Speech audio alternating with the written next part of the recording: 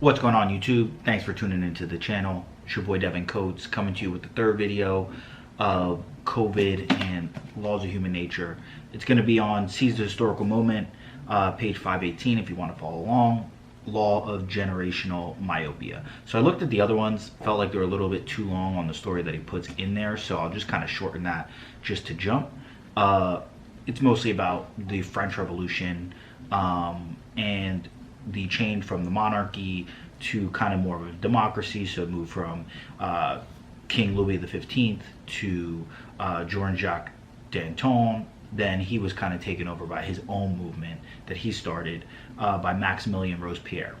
I feel like this is the most important one in terms of what explaining, but I'll just kind of jump into how he breaks it down and tie it to the current event now.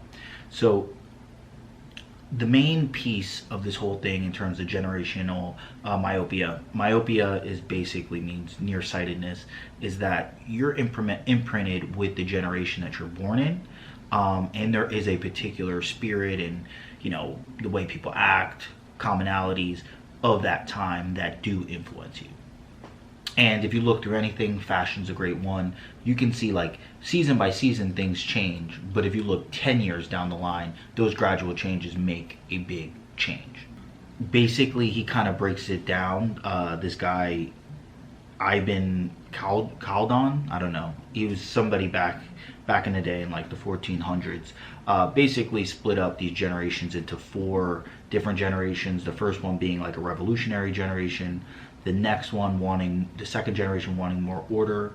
The third one not really being tied to what the revolution started, being more pragmatic and just kind of going by. And the fourth kind of is very confused about how everything, became the way it was, becomes very cynical and is very skeptical about the values, but doesn't really know what to change. And then it cycles right back through. So the main things he's saying that is the most important is 3 tasks. 1, to understand that you're imprinted with the times. We like to think that we're like individuals, autonomous, but if you think about the fact if you're born 500 years ago, a lot of your values and the things you believe would probably be a lot different. That would be more in line with the times.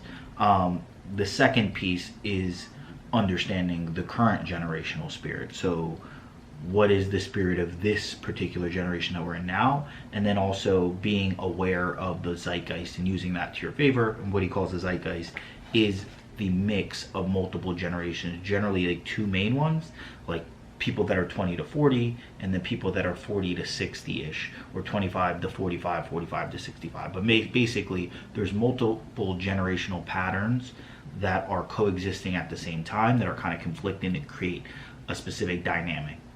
So then he goes into the strategies, and this is where I'll start tying things together. So the first strategy he talks about in terms of seizing the historical moment is adapting the past to the present spirit. So he talks about looking at things in the past and then using them as like a corollary or a parallel to what's going on now. One of the current ones that you hear today is the crash of '09, but then more importantly, the 1930s Great Depression crash. That's the big comparison that a lot of people are making now. And looking at that comparison, there are a lot of similarities when you look at the gap between, the wealthy and the poor, the extreme polarization of political parties, things of that sort. All kind of look at very revolutionary times and kind of being aware of the fact that is what we're in the midst of. As much as you're looking at this day to day, there are comparisons you can make to periods that when we look back on it in the fullness of time, we look at it like, damn, that was a big dip, and that was also a big time where a lot of things shifted and changed.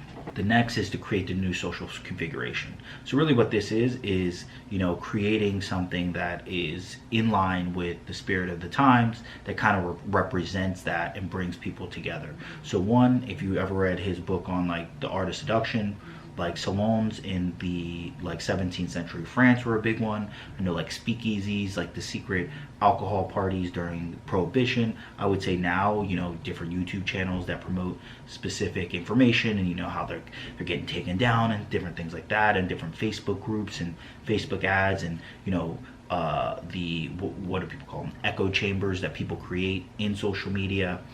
all are examples of creating the social configuration. You want to be in charge of that for, what you believe and what you're trying to push through.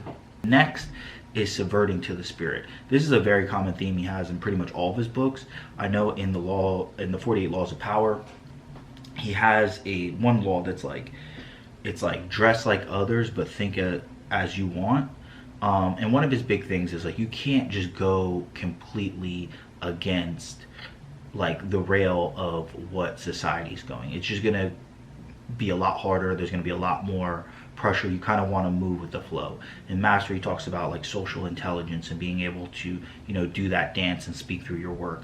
So he kind of gives an example, like if you were to write a book, maybe everything about whether the book appears, the way you've formatted it, and things of that sort fits, the current trend or the current time and spirit of the time, but the content itself would be, contrary, where you're still getting your voice out, but you've kind of blanketed in something that's palatable for other people to take in. And the last one is really just keep adapting and staying with the times.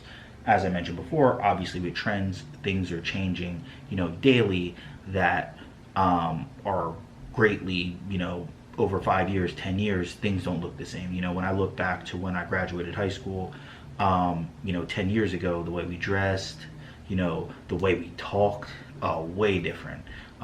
In terms of how much, the PC culture has taken off in the span of, 5-10 years is kind of crazy when I look at what I was putting on social media when I, first joined in like 08, 09.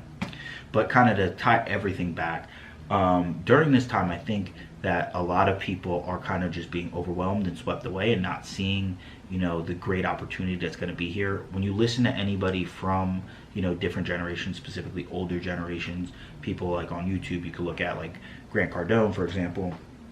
They all talk about like not seeing something that is anything like really resembling this. Like this is something very different.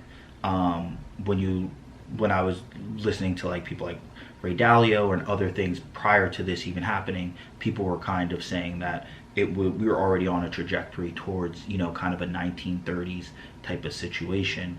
And when you look back at that in terms of the shifts of power, there have been huge changes from that like 1930s to about 1945. When you look at a lot of people, a lot of the big companies that you think of, a lot of the families that have been super rich, generational wealth, it all happened during that time.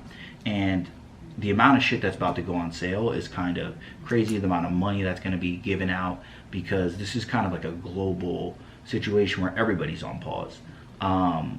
Statistically, about 70% of Americans can't afford a $500 emergency. So if you think about like $1,200, like that's not going to last for most people.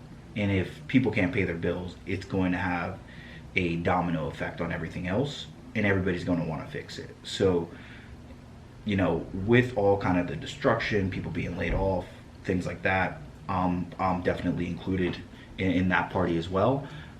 Keeping, in your mind the moment of the next, 12 to 18 months, or even probably 2 to 3 years, in terms of the new normal.